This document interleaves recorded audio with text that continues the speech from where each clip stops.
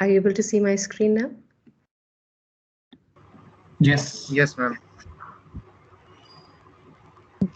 So welcome to the third webinar, which is part of the NHA PGI IDSI webinar series on use of economic evidence for decision making. In this webinar, we will continue to talk about health technology assessment. Just an outline of today's session. If you might remember, we had shared a questionnaire last time. So there's just a small new announcement that all of you who have filled the questionnaire, we will be providing a certificate of attendance that you have attended this webinar series. So we will be sharing the link to the questionnaire again. So those who have not filled it yet, please do complete it. And we do promise to email you the certificate of participation. For people who had completed the questionnaire the last time, we will be reaching out to confirm your full name that you would want included in the certificate.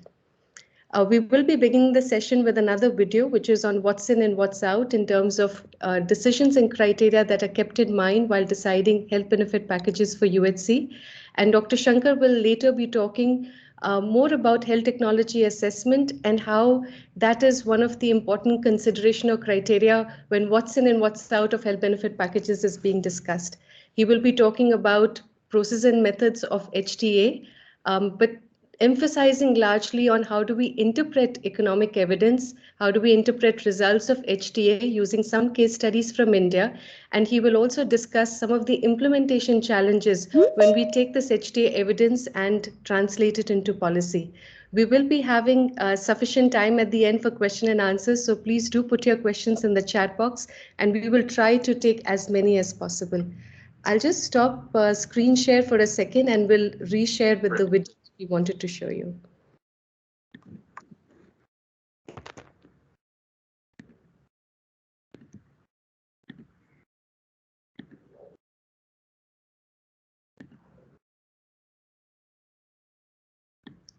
Confirming that you're able to see my screen?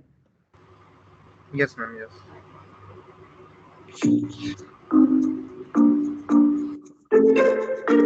This little one needs a vaccine to protect her from a deadly disease.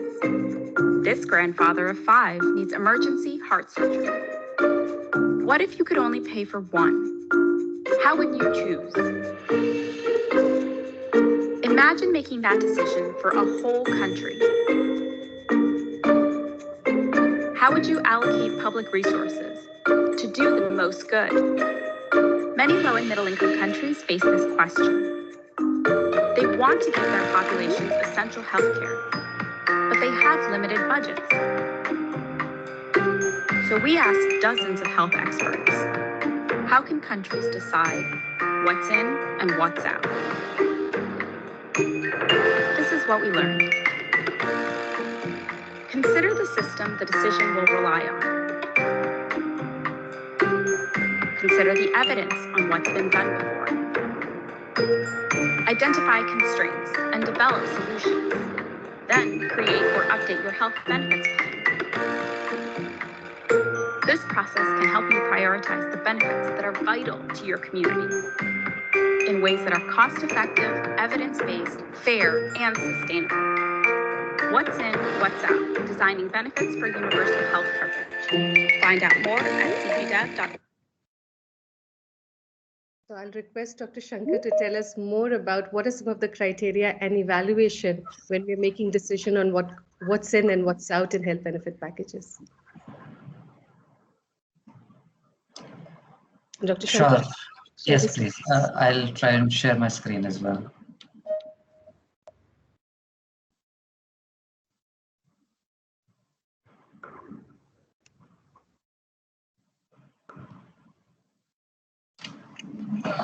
Dr. Abha, if you can confirm if the slides are there. Yes, Dr. Shankar. All right. Thank you so much. And thank you to the organizers for this webinar series. So as Dr. Abha mentioned, that in this particular webinar, we'll try and focus much more on how to interpret the evidence that comes from an HTA study, and then how to use that for decision making regarding allocation of resources. That's going to be the main focus of our presentation today. And then we'll try and use some case studies from within India to showcase how this kind of evidence could be used for decision making around health benefit packages within the context of PMJY. And finally, I'll have a slide on the implementation challenges towards the end. So as we discussed in our last lecture as well, that the overall objective of a cost effectiveness study is basically to compare two different interventions or two different strategies or two different technologies to provide healthcare. And so ultimately, in comparing these two interventions, we make a comparison between these two in terms of their costs and in terms of their consequences. So at the end of the analysis, we plot our results in the form of this kind of a plane, where on the x-axis, we have the difference in the health benefits that you could get by treating a given health condition with A versus B strategy. So let's say, so from now on, I'll try and use a word, let's say intervention and its comparator. So let me see, so if I'm on the right side of the axis, then what it means is that the new intervention that I'm trying to evaluate offers better health consequences because there is an increase in health benefits that I'm able to get. So there are reduction in the deaths that happen. There is a reduction in the disease morbidity or the improvement in quality of life that happens if you are on this side of the axis. If you're on the left side of the axis, that actually means that your new intervention as compared to the existing health intervention is actually a worse off intervention because it in terms of health effects. So it offers poorer health outcomes as compared to the existing whatever is being used. So that's in terms of the health outcomes. The vertical axis explains the difference in cost between the two interventions that you are looking at. So if you're above this horizontal axis, then what it means is that the newer intervention is costing more than the existing intervention. Whereas if you're below the horizontal plane, then it means that the newer intervention is less costlier. That means there's a cost saving intervention as compared to the existing intervention. So we have 4 different options in terms of how a new intervention can be placed with regards to the existing comparator. So let's take this first quadrant D. So if the newer intervention falls in this quadrant, then it means that it has the newer intervention is less effective because there is a reduction in the effects and it is more costly. So if you are having a new intervention that is less effective and more costly, then obviously it's a straightforward decision that you don't need to implement such an intervention. If you are in quadrant A, then what it means is that the newer intervention is more effective because you are on this side of the axis and it is cost saving. It leads to a lesser cost as compared to the existing intervention. So it's more effective, less costly. This is again a straightforward answer that you definitely need to implement this intervention and do away with the existing intervention because the existing intervention is far less superior as compared to the newer intervention. Alternatively, you could be in, so basically if you're in quadrant D or quadrant A, the decisions are very straightforward. You either reject or you accept the newer health intervention. Now the questions come if you're in quadrant C or quadrant B. If you're in quadrant C, then what it means is that the newer intervention that you are looking at is less effective, but then it also saves on cost. So that's quadrant C. Or you are in quadrant B, which means that the newer health intervention is more beneficial to you, it's more effective, it saves more lives, but it comes at a higher cost. You have to spend more in order to do that. Now, if you are in either of these two planes, C or B, the decision is now based on some degree of value judgment. Value judgment means that, for example, if you are here in quadrant B, then it means that you have to make a judgment that how much extra is justified in order to gain 1 unit of health benefit. So let's say the health benefit is explained in terms of, let's say, 1 extra year of life that is added to the person's life. So for every one year of life that is gained, how much extra does it cost to implement a newer intervention? So you need a value judgment now that how much extra to be spent is justified in order to gain 1 year of life. And there is no science behind this. This is purely value judgment, that as a society we decide that this is something that we consider as good enough to be spent, to be considered as a value in order to spend this much money extra. So essentially,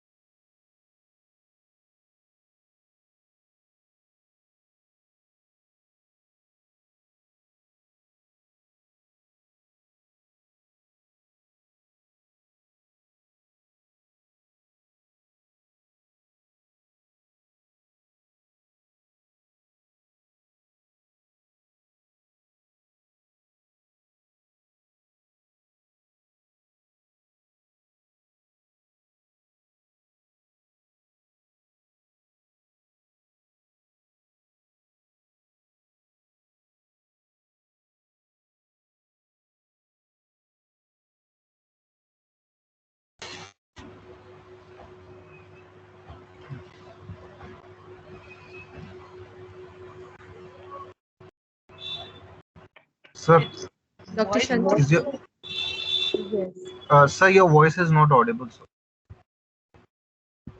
We missed you, Dr. Shankar, for the last 2 to 3 minutes from the previous slide, actually.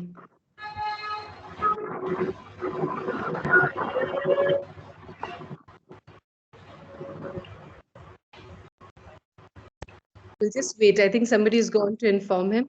Please give us a minute. We'll get this resolved. Yes, yes. Okay, ma'am.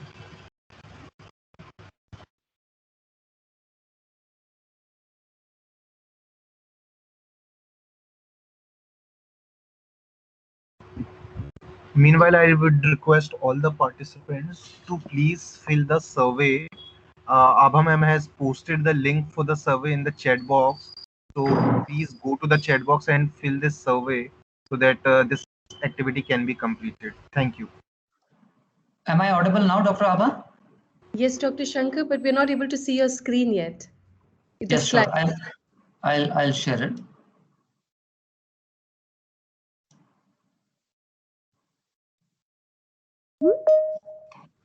Is it visible now? No, we had a similar problem actually last time. We can see your Microsoft Teams being shared instead of the slides. I'll just log off and log in again then. Sure. And if the problem continues, then I can share the slides from my side and you can tell me how to move them forward.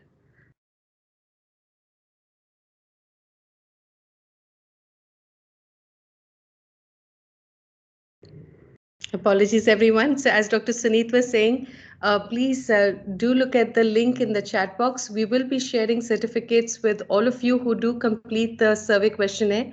And we do deeply value your feedback and your thoughts on how use of economic evidence, either in its current context, is being used or can be useful for PMJY. Yes, Dr. Shankar, we can see you now. We're not able to hear you yet.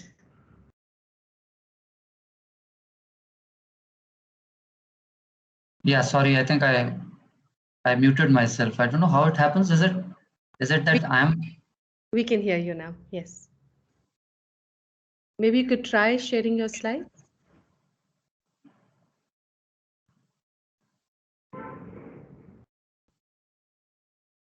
No, I'm sorry. Now maybe we can see your file open. The slides will open up. Yes, we can see them now. All right, I'm so sorry for this hiccup. So I was here actually. Was it here that you all lost me? Just the last few lines Okay. before concluding the slide. We heard most of it. Sure. Yes. Sure. I was just trying to say that if you're in quadrant D or A, decisions are straightforward. You either reject the new intervention or you accept it. The problem arises if you're in quadrant C or quadrant B, because here the decision making is not straightforward. because the intervention is either more costly and offers better health outcomes, or it is less costly and is less effective as well. So if you're in either B or C, then what you do is that you actually compute what is called as a incremental cost effectiveness ratio. And this ratio is basically a difference in cost by the difference in effects. So you see that in the numerator, we have the difference in costs, and in the denominator, we have the difference in effects. So whatever value that you get as a result of this ratio, it signifies that for every 1 unit of health benefit that you are able to gain with a newer intervention, how much extra you have to spend. So let's say this value comes out to be, let's say, 10,000 rupees. And let's say we were measuring our outcomes in terms of life years. Then what it means is that for every 1 life year that you gain with implementation of program B, you have to spend an extra 10,000 rupees. That's the interpretation of the ICER, or the incremental cost effectiveness ratio. But as I was trying to say in the previous slide as well, that after having computed this, the value of this ratio, you have to make a judgment thereafter that whether you consider this as something worth to spend on in order to gain this level of health benefit. And this comes through some degree of value judgment. So there is no mathematics from now on. There is pure, value judgment and societal valuation that comes in from this point onwards. So what we need to actually compare this ratio against is a kind of a threshold or a kind of a cutoff below which we should consider things as cost effective, and we should be willing to spend that much money extra to gain the health benefits. And above this level, we would say that these are things that are not cost effective. And as a result, we say that we would not be spending on these healthcare interventions because we don't consider it worth enough to spend this much amount to gain 1 unit of health benefit. So in a lot of different country contexts, there are such explicitly defined thresholds for cost effectiveness. So for example, in the UK context, and these values are given in dollar terms. So you can see that for every 1 quality adjusted life year gained, they consider intervention to be cost effective if it falls between, they have a lower limit of 40,000 and an upper limit of $60,000, which roughly in pounds terms comes to close to about 25,000 pounds on an average. So which means that in UK context, they would consider any intervention that helps you to gain 1 quality adjusted life year at a cost of less than 25,000 pounds as cost effective. And if that is the case, then the health system there is mandated to provide such an intervention free of cost as part of the NHS that has been established. Similarly, in the case of Thailand, they consider anything that costs less than $4,000 extra for every 1 quality adjusted life year gained as cost effective. So again, in their country context, they consider this as a value that is good enough to gain 1 quality adjusted life year. So this is what is the interpretation of the ICER. So first you plot your results in the form of the plane, and next you plot the results, you compute the ratio, and then when you compute the ratio, you compare it against a threshold, and then you make a judgment whether it is cost effective or not cost effective. So after having done so, how do you then make use of this kind of an output? So one of the ways in which you could potentially make use of such an output is this is just an illustrative example that has been shown here. So let us say that you have a budget which is finite. So you have a budget of, let's say, $100,000, let's say, or 100,000 rupees, whatever you may say. And you have certain interventions that could potentially be included in your benefit package.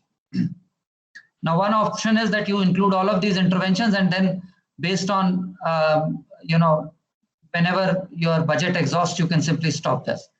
But the other option is that you rank order all your interventions in terms of cost effectiveness. So anything that is where you have to spend less for 1 quality adjusted life year gained is more cost effective than the next, than the next.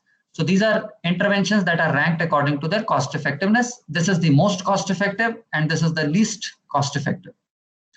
Then you start spending, let's say you choose to spend on, let's say the first intervention, which is cholesterol testing and diet therapy. And then you say, in order to implement this strategy, given the total population in need that you would have to provide this intervention to, how much would be the budget that would be needed?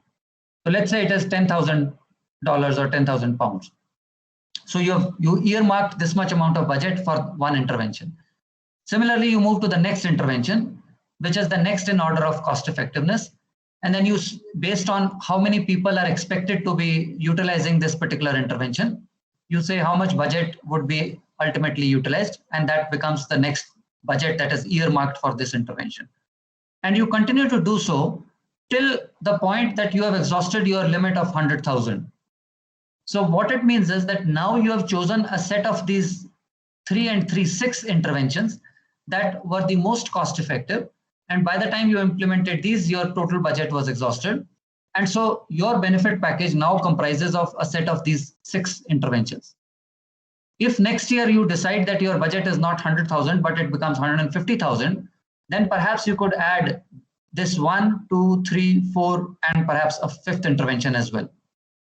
So this is how you can continue to decide and choose different interventions that could become part of your benefit package. So this is the first question, as Dr. Abha was trying to mention, what goes in and what goes out. This is how one of the ways that you could potentially decide how interventions could be chosen on the grounds of evidence on cost effectiveness, and then considering how much would be the budget that would be required in order to implement each of those interventions. So given this context, what could be some possible potential applications of this kind of evidence for PMJY, specifically in the context of designing the health benefit package?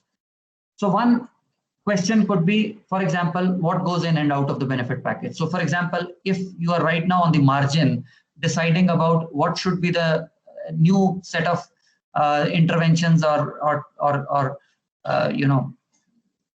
treatments that should be included as part of the benefit package, you could make use of such an evidence to say that whether or not it is cost effective. Or you could say that if there is a certain procedure that is currently being funded by the PMJY, then what should be the most appropriate technology that should be used in order to provide that particular procedure. So for example, radiotherapy for cancer is one of the health benefit packages, but this radiotherapy can be offered using a variety of different techniques. Which one is the most cost effective that should be funded as part of the treatment that the PMJY funds? Or there could be the standard treatment workflows that are being framed. So again, in the context of cancer, that if you have a health benefit package where you offer the treatment of patients on breast cancer with a drug called trastuzumab. But this drug trastuzumab could be given for a variety of different durations, could be given for 3 months, 6 months, 1 year. And different guidelines recommend different options. What should be the ideal duration over which you should do that? And lastly, what should be the price that you should be paying to the providers for delivering each of these health benefit packages? So these are some potential generic kind of applications that I've listed. And now I'll show you some case studies in order to illustrate the same set of examples that I've shown you here. So the first case study that I'm looking at is the treatment of this non-metastatic breast cancer with a drug called trastuzumab that is part of your health benefit package, which is listed as MO001F. But the decision problem here is that A, what should be the duration of the therapy that should be offered? And 2, what should be the price at which you should be reimbursing providers for this treatment? And the problem of the duration is that this drug could be given for either of these 3 durations that are mentioned in literature, could be given for 1 year, 6 months, or 12 weeks. Now, in terms of what do the guidelines recommend? Now, there are different guidelines. So there are 3 main guidelines that currently we can refer to in context of treatment for cancer. The first is the ICMR. The second is the National Cancer Grid. And the third is what the PMJY has framed as part of the standard treatment workflow. Now, in case of ICMR, it says that 1 year trastuzumab is the standard of care. And it recommends based on international guidelines. However, it also goes on to say that 9 to 12 weeks is also acceptable alternative. The NCG does not necessarily give a specific recommendation on the duration, but it does say that if the patient is in stage 2, it's optional. Stage 3, it is desirable. Stage 4, it's recommended. So that's how the NCG tries to classify the recommendation. And in case of PMJY, the 3-month duration of trastuzumab use is recommended, although it does say that both 3 months or 6 months are acceptable. So there is a bit of ambiguity if you look at in terms of what the guidelines are trying to say. Now, we tried looking at the cost effectiveness of use of trastuzumab in the context of breast cancer, and we evaluated 3 different possible durations: the 1-year use of trastuzumab, the 6-month use, and the 9-week use, which is the shorter duration of the use of trastuzumab. And I like you to focus yourself on the last column. Rest all is something that is used to derive this ultimately, which basically gives you the probability for the use of either of these strategies of trastuzumab to be cost effective. And as you can see that the probability of a 1-year use of trastuzumab to be cost effective is pretty low. It varies from about 4 to 57%. For 6 months use of trastuzumab, it is reasonably high, about nearing 90% probability to be cost effective, whereas a 9-week or a shorter duration of trastuzumab use is 100% cost effective. So this could be used to then say that, okay, which of these 3 durations we are likely to be cost effective. So given this evidence, both the 9 weeks duration or the 3 months that the PMJY tries to say, and the 6 month also offer reasonable confidence of cost effectiveness in terms of the probability. So both these two seem to be justified based on the evidence on cost effectiveness. Now, if the 1-year use of trastuzumab was to be recommended, then there has to be a reduction in the price of the drug. So what should be the price of the drug if we want to recommend the use of 1-year trastuzumab? And here it shows that what is the base price of the trastuzumab currently, and it shows on the y-axis again what is the probability for the treatment to be cost effective. And as you can see, 2 different valuations of probabilities are given, and these are based on 2 different sources of evidence that come from 2 different trials. So as you can see that this is what we were showing in the previous table also, that the probability for this drug to be cost effective at the current prices, whatever is the current procurement price, is the probability varies from about 4% to about 57%, depending on whatever is the evidence on effectiveness that we use.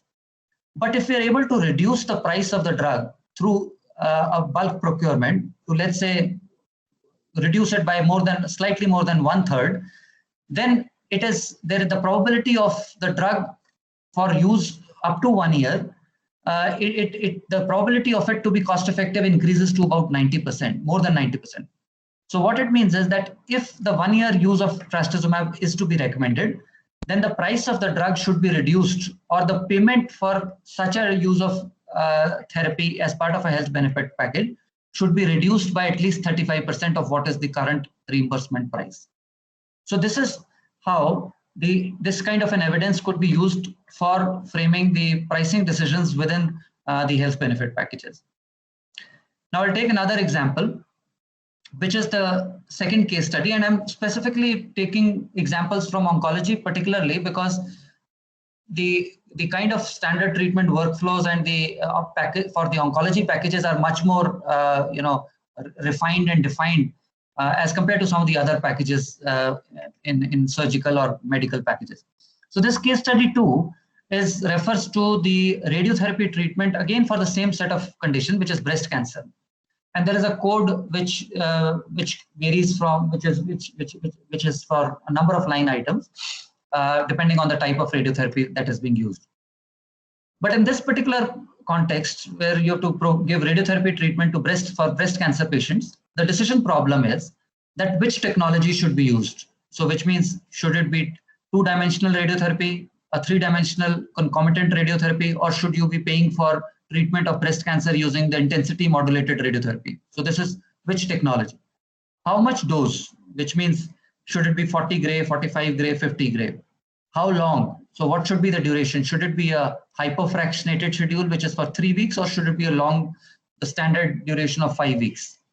And then should it be given to all types of patients, or should there be some differentiation according to node status? That means how many lymph nodes of the patient are involved in case of breast cancer. Given this decision matrix, there are some guidelines that do offer some recommendations. But ultimately, both the ICMR and the PMJY guidelines currently as they stand, they give you option of treatment using a variety of different dose, fractions, and durations. But then ultimately, the recommendation is that you can prescribe any one of these. So which means then it is left to the provider, the empaneled hospital, that they could use either of these given the discretion and the clinical judgment according to the type of the patient. So in this particular context, again, we did an analysis in order to say that which is the most appropriate way to deliver radiotherapy treatment for breast cancer patients. And what we found was that among patients who do not have any lymph node involvement with breast cancer, there is no value added with the application of radiotherapy given the cost that it incurs for the treatment. So use of radiotherapy is not cost effective among patients who do not have a lymph node involvement. Among patients who have either 1 to 3 lymph nodes or more than 4 lymph nodes which are involved, the dose of the hypofractionated schedule, which is offered up to 3 weeks duration, is cost effective. And among the different modalities, the two-dimensional radiotherapy is the most cost effective rather than the more advanced forms of radiotherapy, because there is hardly any survival advantage of the more advanced form of radiotherapy techniques, which come at a much higher cost as compared to the standard cobalt radiotherapy that is delivered through a two-dimensional radiotherapy imaging technology. So if the guideline of this, the treatment for radiotherapy should be refined, then ideally the health benefit package for radiotherapy treatment among breast cancer should be prescribed according to lymph node status, and a hypofractionated schedule using 2D-RT technology should be reimbursed as part of the PMJY package. So those were 2 case studies where I was trying to illustrate to you that how cost effectiveness evidence could be used for making decisions around health benefit packages. But as we discussed in the last lecture as well, that evidence on cost effectiveness is not the only evidence that is considered while framing decision around resource allocation or considering choices of what goes in and what goes out. But there are a range of other considerations also that need to be borne in mind.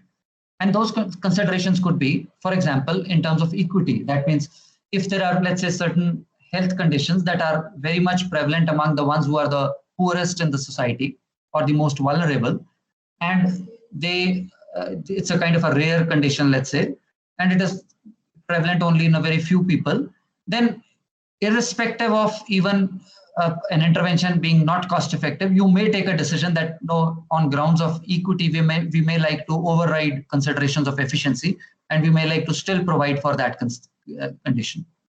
Or there might be a health intervention that in the absence of a program like PMJY is likely to incur very high out-of-pocket expenditures to individuals. So for such a intervention, where there is a high potential for reducing the out-of-pocket expenditures among those who are benefiting from the scheme, you may like to consider an intervention that may not necessarily be still justified on grounds of cost effectiveness. Or there could be other considerations like feasibility and acceptability of implementation, right? And the last and one of the most important then also comes out to be that if we decide to, let's say, fund a particular program or a particular healthcare intervention, how much would it add to the overall budget, current existing budget? So what are going to be the fiscal implications of such a newer healthcare intervention? So that is those are some of the other considerations. And in the next few slides, I'll try to illustrate how each of these interventions could also be used and how evidence for each of these considerations could also be used. So this is a slide I think I showed in one of my previous lectures also, where we tried doing a kind of an ex-ante assessment that what if we design a health benefit package which comprises of different disease categories, and you can progressively add more and more disease conditions to this health benefit package. What is going to be the implication of each of these packages relative to no PMJY to reduce the out-of-pocket expenditure, to reduce the extent of impoverishment as a result of this given package. So you can see that if you have a package which provides cover for, let's say, the CVDs, the respiratory infections, injuries, and neoplasms, that has a potential to reduce the out-of-pocket expenditure by about nearly 31%. And that has a potential to reduce the impoverishment, again, by about nearly 30%. And similarly, if you start to make this more comprehensive, and for example, if you go to the package third, which has a much more comprehensive coverage of the diseases that are covered, then this has a potential to reduce the out-of-pocket expenditure by close to 90% and impoverishment by close to about 80%. So this is one alternate way of looking at decisions around health benefit package, where the primary outcome that you are trying to achieve is that you want to maximize the reductions in out-of-pocket expenditures that you can achieve with alternate forms of the health benefit packages. Similarly, in the same kind of analysis, we also tried looking at that what if you have packages with varying degree of overall ceiling or coverage. So if you have a coverage of up to 30,000 only, as was the case in, let's say, RSBY, versus if you have a package up to 3 lakh rupees, although in PMJY we have even higher package limit up to 5 lakh, then it has a varying potential in terms of how much out-of-pocket expenditure it can reduce. So you can see clearly that a package which is as good as what RSBY used to offer, it has a relatively limited potential of reducing out-of-pocket expenditure, even among the ones who are insured. Whereas if you go up increase the benefit package, the height of the benefit package in terms of how much coverage it offers in terms of the amount, then it has a much higher degree of protection for financial risk protection. So again, this is a kind of an evidence that could be used potentially for designing the health benefit package in terms of the vertical limit of how much you want to cover the households. As I said, that the issue around the budget constraint is also very important. And while there's no specific analysis in the context of PMJY that I could come across, which tries to say that how much would it impact on the budget, given the different types of health benefit package that you may try and offer. There was an analysis that we did in the context of the other component of Ayushman Bharat, which is the health and wellness centers. And we tried estimating that if you scale up the health and wellness centers from 2019 to, let's say, go up to 2023, and you keep scaling up your sub-centers and primary health centers to the level of health and wellness centers, then how much would it, what impact would it have on the budget? And we tried, ultimately, if you see the last two columns, this column, it shows that how much of an increase in the overall budget for the health ministry you would have to bring about in order to simply satisfy the needs for the scale up of the health and wellness centers. And each of this scale up in the budget is relative to the previous year. So which means that given the pathway of scale up as is outlined in the guideline document for Ayushman Bharat Health and Wellness Centers, you can see that you would need to scale up the overall budget of the health department nearly about 2.5% only to fund this HWC component. And this would go up to about nearly 12% increase in the budget by the last year, which is 2023. So that's the extent of impact on the budget that this strategy of transforming your sub-centers and primary health centers to health and wellness center would have on the budget. And then the next question would be that where do we get these resources from, and how do we advocate for these additional set of resources? And is there enough fiscal space to get those additional resources? So that's another aspect that you would need to bear in mind when you make any kind of considerations regarding scaling up of or adding more things into your benefit package, that how much does it impact on the overall budget. There is another case study that I like to refer to, and this is in the context of another country in the Southeast Asia region, which is the Lao PDR, where an essential health service package was developed by the government. And the next question was that if this essential health service package is to be implemented, so this is similar to a kind of a universal health package that any country could prepare. So in the context of this essential health service package, there were three important questions that were posed then. What is going to be the cost of implementing this health service package? And what is the feasibility of scaling up our current health system to this level where you want to aspire for achieving an essential health service package coverage to all the citizens in the country? So those were some of the important questions. So it was important to understand that what would be the impact on the budget, and given that impact on the budget, is it feasible given the country's current capacity to spend on healthcare? So we did this analysis, and this was being supported by the World Bank and a number of other development partners in that country context. And what we reported was that if from 2019 you want to reach in 2025 over the next 6 years to implement a universal essential health service package, then this would be the extent of scale up in the allocations to the health sector that you would need to bring about. And this is from nearly about $80 million that the country was spending to about nearly $246 million, which is like threefold increase in the health sector outlay that would be needed.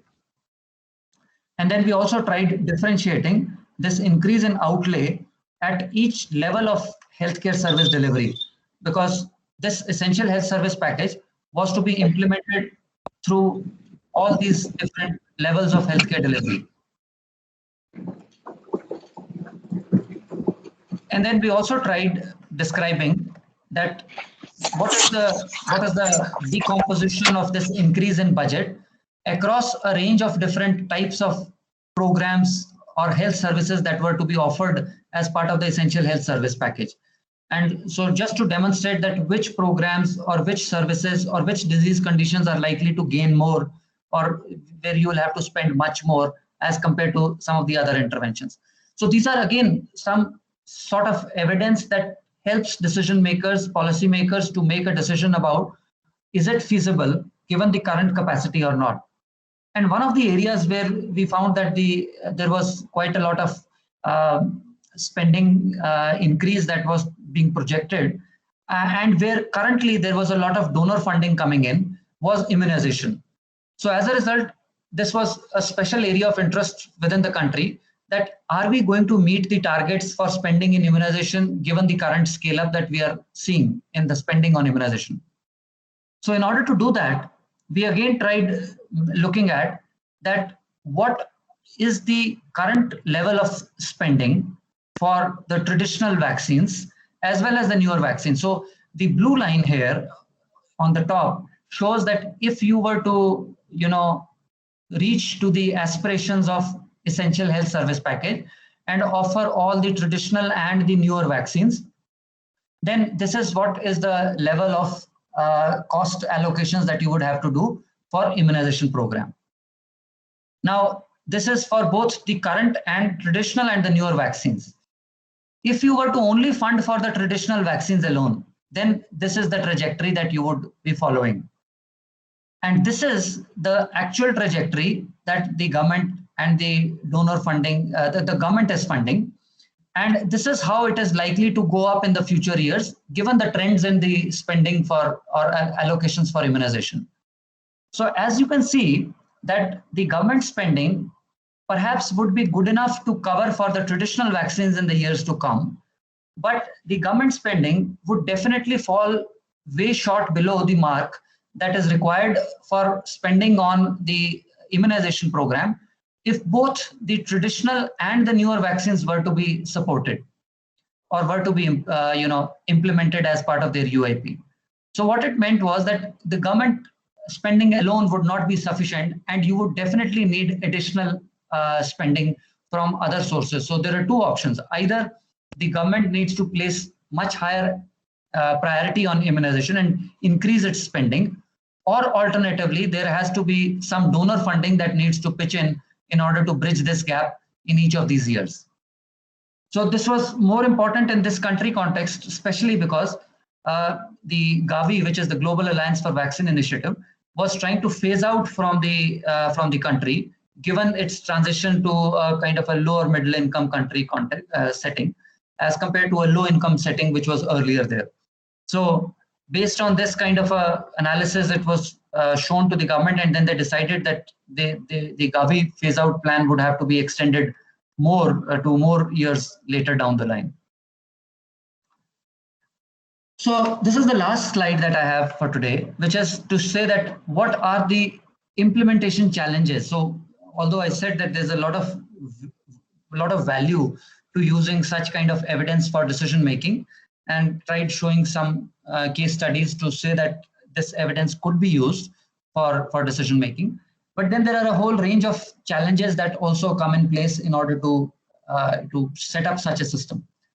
The first challenge here is the human resource capacity. So given the amount of capacity that we have in our country, for example, to generate such evidence, vis-a-vis the plethora of questions that policymakers may have, there is a wide disparity between these two. So there is far too less capacity right now to answer a lot of policy needs that keep emerging. And you as people working in SHAs and NHA would know much better than perhaps a lot of us, that you have far more questions that need answers, if at all, and that too in much more real time, on a real time basis, to inform policy decisions. The second challenge is that of user perception. When you generate an evidence, for example, in the context of the breast cancer treatment that we were trying to argue for, and you say that IMRT is not cost effective, and so you should not be spending on IMRT. There's a lot of resistance from within the clinician fraternity as well, that how can you deny the benefits of treating a patient with a much more advanced technology as compared to, what is the rationale of limiting that kind of technology for use to a patient? And there are others who might say that you are also saying that if an intervention is not considered to be cost effective, then you would not be paying for it, right? And if you're not paying for it, then what it means essentially is that you are denying a patient a treatment for a given health condition on the grounds that the treatment is not cost effective. Now, this is kind of a user perception, and this implies that your entire approach towards use of evidence for policy making is either considered as something which is an attempt to ration healthcare, or is an attempt towards limiting the clinician discretion on choice of the treatment that is to be offered. Now, these are relatively very difficult things to sort of challenge. But the only thing that I would like to offer is that in the context of the first question, that you are saying that such evidence is seen as something that is used as a rationing tool.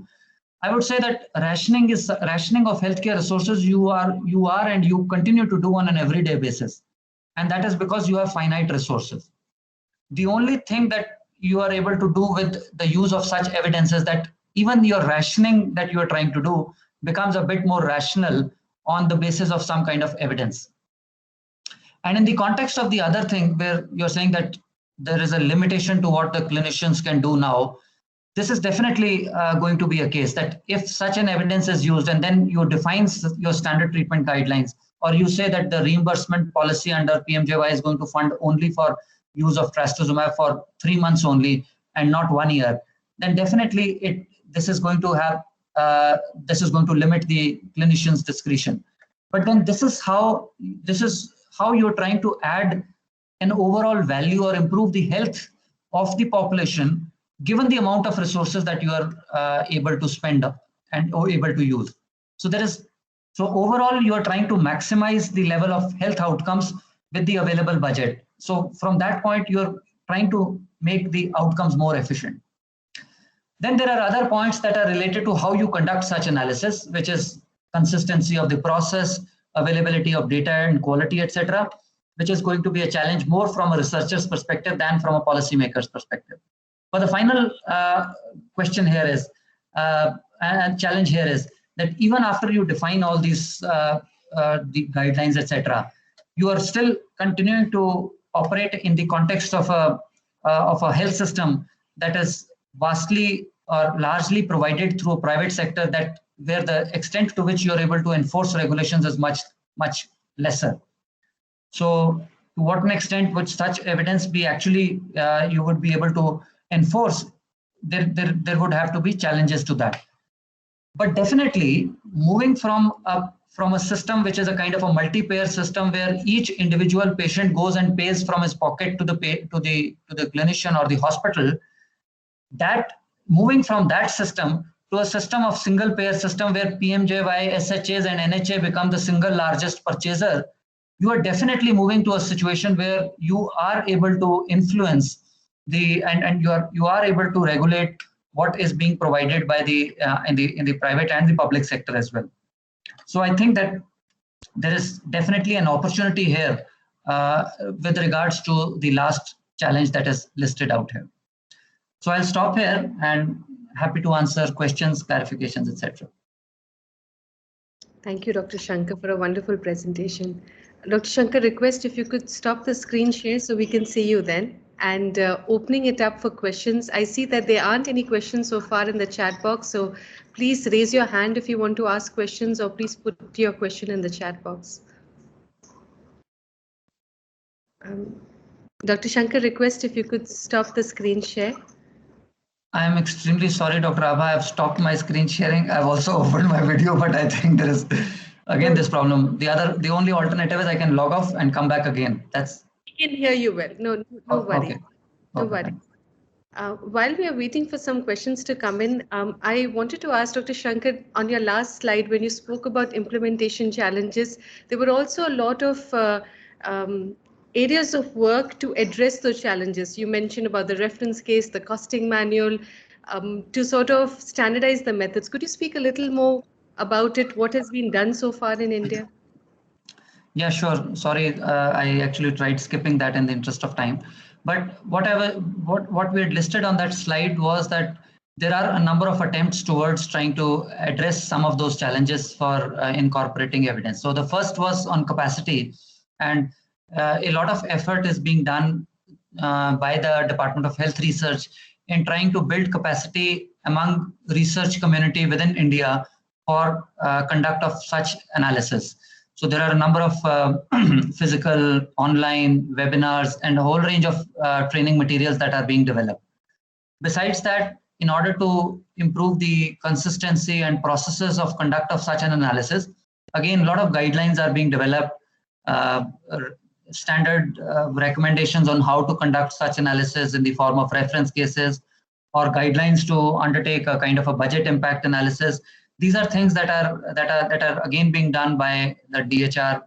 There's a lot of support, that is technical support, that is also being offered by the IDSI and other partners, the regional resource hubs and others, to develop such knowledge products. And then there are, so I think those are some of the things that are being done. Thank you. I wanted to ask if there are any questions from the participants. Thank you, Dr. Shankar. Suneet this side from CB Division, NHA. Sir, I just want to know, like we have various health benefit packages under our scheme, and some of the packages are like more linked towards public health, like when we talk about immunization, when we talk about a normal institutional delivery, and some of the packages are like totally linked to secondary and tertiary care, like oncology packages and all.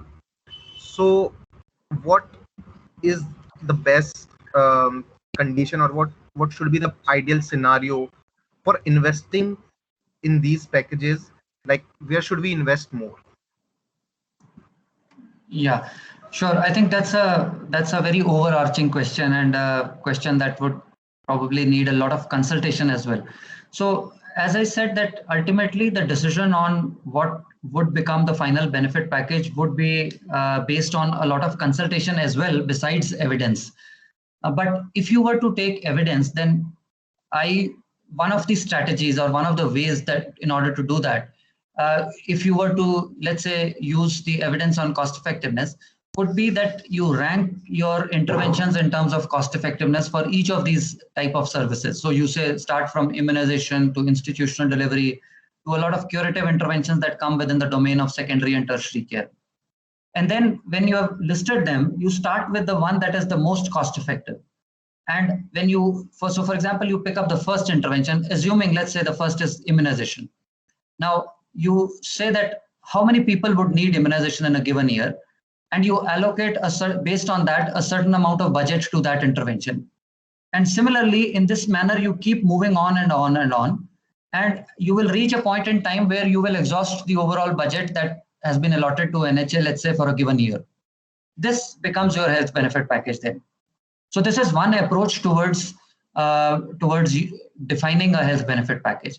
But then, as I said, that decisions on defining a health benefit package would perhaps not be solely on the grounds of evidence only on cost effectiveness, but there could be other things that may also be factored in. As I said, equity, the financial risk protection, budget constraint, or other things. So based on those things, there would be, some people may feel some other interventions that may not be as cost effective should still be incorporated. So that would be the broad framework based on which such decisions could be made. May I ask a follow-up question? Go ahead, Dr. Suneet. You had a follow-up question? Yes, ma'am. Sir, can we focus more on demographic as well as health indicators of specific regions or states, and try to identify which medical conditions or disease burden of these states are really affecting those populations, and then we can design these packages and allocate the budgeting focusing on those specific diseases and disorders. I think, Dr. Suneet, what you are saying is absolutely a kind of an ideal or a futuristic vision. So, which means that given the kind of heterogeneity in India, kind of a one-size-fit-all health benefit package perhaps may not be as efficient a solution for all the states. And we know that yes, different states may be at different levels of epidemiological transition itself. So disease burden may vary across different regions, etc. So definitely, looking at the disease burden that may prevail in different regions, different interventions may come out to be less or more cost effective in one region versus the other. And so in an ideal world, we may think or dream of having this kind of a situation where we have this state-specific health benefit package as well. Thank you, sir. Also wanted to mention there are two very interesting questions in the chat box, Dr. Shankar. We have a question from Ms. Nishu Sharma, and she's saying, how can we reduce out-of-pocket expenditure on lifelong medications which are required by patients with chronic diseases?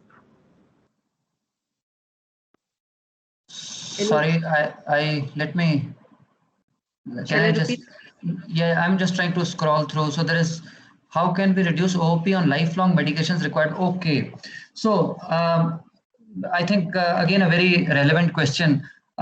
See, one of the caveats that a lot of other schemes, the previous schemes also had, and why we found that a lot of impact evaluations reported prior to PMJY that the schemes did not result in very significant impact on out-of-pocket expenditures was because, one, the benefit package was much low, and second, most of these schemes don't cover outpatient care.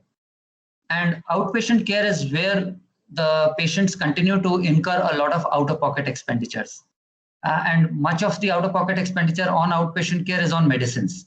So the point that you're making is absolutely bang on, and there is a definite need to address this issue. The problem to address this issue is that the solution is that you include the coverage for outpatient care as well. But the moment you decide to cover outpatient care, you have a challenge on which all would be your empaneled providers for providing outpatient care. Because in India, outpatient care is sought from every single provider, and even a large section of outpatient care or medicines are bought over the counter from chemists as well. So that's the challenge, and to include outpatient care. But one of the possible ways of perhaps including, providing some sort of cover for long-term medication care is, within the current context also, is that for conditions where the patients are being treated, which would require a more long-term follow-up medication, one could possibly create packages where, based on the doctor's consultation or referral or prescription, there could be a package for more for coverage of this kind of lifelong medication as well. So classic conditions could be things like chronic conditions, cancer, etc., where more long-term treatment is required. So that is one potential option that could be there in the short run. Long run, there would have to be coverage of outpatient care if this out-of-pocket expenditure for medications is to be taken care of. And may I just add to that, Dr. Shankar, that again, HTA can help decide which of the medicines get covered in this health benefit package, which includes medicines for chronic diseases. Would that be a correct assumption? Absolutely, yes. I wanted to ask Ms. Nishi if you had any further, Nishu, if you had any further comments or questions, you can unmute yourself and ask directly as well. Good morning, Dr. Prinja. Good morning, Dr. Abha. Thank you, Dr. Prinja. I think I got my answer. I actually wanted to make it alliance with HTA, but then Dr. Abha already added that. I was about to write that in my chat box. So I think I got my answer. Thank you. Thank you so much. Thanks. Well, in countries like UK and Thailand, that's exactly what happens. So things that are covered, they cover primary care, they cover medicines under primary care, and they do go through a process of HTA, which informs the decision on what the government pays. I see there's a question from Mr. Kamesh, very relevant for the Indian context. It says that the user perception is nicely brought out, and perhaps the trade-off in managing the cost-benefit might result in increase in out-of-pocket expenditure. And speaking on the scenario of India, where there is a lot of limited regulated private providers, patients may be coaxed to adopt a different treatment method rather than the one offered in the health benefit package. And if this happens, it would defeat the objectives. So value your thoughts on that, Dr. Shankar. Sure. I think that point is absolutely well taken. And it means that merely having a health benefit package designed based on some evidence would also not solve all the problems. And the whole issue of governance becomes central to the actual realization of benefits of such an evidence-based policy making. Because it is ultimately the linkage of a good governance system that is able to ensure that whatever is being prescribed or recommended as part of these guidelines is also sort of followed at the provider level, which would become very, very important. So given the kind of systems of quality assurance that are being enforced for hospitals, or given the current systems of, let's say, fraud control that are currently being placed in order to ensure positive benefits, they should also perhaps then incorporate some degree of incentives and disincentives for providers to adhere to these kind of guidelines. So maybe the pricing strategies could also be used to incentivize a provider behavior that aligns with the standard treatment workflows that are prepared based on the economic evidence. So that could be one option, but definitely the issue of monitoring and governance would always be there. Thank you, Dr. Shankar. So that brings out two issues. One is about more stronger regulation, as you're speaking about governance, but also about building awareness among the consumer or the patient and having them understand these principles in simple language, so that if they are making choices for out-of-pocket they can see whether it's really giving them value for money for what they're spending extra. Yes, yes. I think that's a very relevant point. Yeah. Mr. Kamish, please unmute yourself if you had any further questions or clarifications.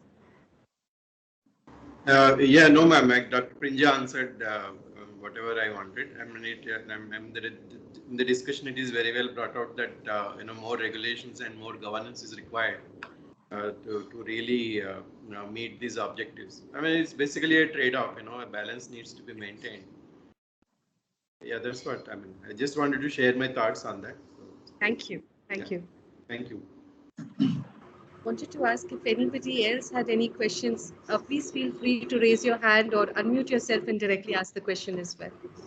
I know we're 11. Go ahead. Ma'am, I've just received a question from Miss Anisha. She is part of HBP team, and she's working at NHA only, colleague of Miss Nishu. So she is basically asking that can we cover or can we come up with a HBP package or some kind of intervention which addresses and which focuses on follow-up post-surgery, like after the surgery, all the follow-ups and all the medical treatments which the patient has to do, and they might not be covered under ABPMJY and all, and how it will like result in the overall universal healthcare coverage scheme and all. Thank you. Dr. Shankar, would you like to? Yeah, I think it's a difficult question to answer, frankly. It's a question that would need a lot of operational nuances to be addressed as well, because it's more to do with more of operations of how the health benefit packages are organized, how those follow-up medications for post-surgical care would be covered. But essentially, if this is to be done through the same set of empaneled hospitals that are providing the surgical care, then I see that there is less of a problem. If you see that there is going to be this follow-up care that is going to be provided by an additional set of empaneled hospitals that are not currently as a part of your system, then that would be a challenge. Because, so for example, if there is a person who gets a surgery done from, let's say, a tertiary care institute like PGI, but then ultimately goes for a follow-up care in the home district to a nearby healthcare provider, and the nearby healthcare provider is not empaneled as part of your scheme, then that's a challenge. But if the patient is made to come back to PGI to get the follow-up post-surgical care and the medication, etc., then that's a more plausible possibility. And the only thing that you need to ensure is that you do a pricing of that follow-up care as well. So I think there is going to be a bit of an operational consideration of how you want to address and how best would be the coverage of such post-surgical care as well, vis-a-vis the increase in empanelment of the facilities. It's very important points, Dr. Shankar, you mentioned. It will be important to cost and price this follow-up care. Very important to think about the organization of care and operationally how would this be feasible. Maybe a possible solution could be about redesigning and linking the hospital services to primary care clinics where the follow-up happens. But the benefit package need to be designed to sort of cater to that. And important point about utilization you mentioned, and whether that utilization, will we be able to match it up and then the delivery of service with the actual intervention or the surgery. Ms. Anisha, did that answer your question? Did you have any follow-up comments? Ma'am, I think she is traveling, but she is, I think, unable to like join the session properly or something like that. But I think what Dr. Shankar said, and it can be possible, and what you also said, and I think something regarding this is already in pipeline, which I've heard, something related to continuum of care. Yes. So something we can see in the future. Yes, very important, because patient outcomes are not dependent just on the intervention. Holistic care happens after. Yes, ma'am. Any other questions from the participants? I do realize we're 15 minutes past 12. So if there are any last questions, I'd love to hear them, and then we can session.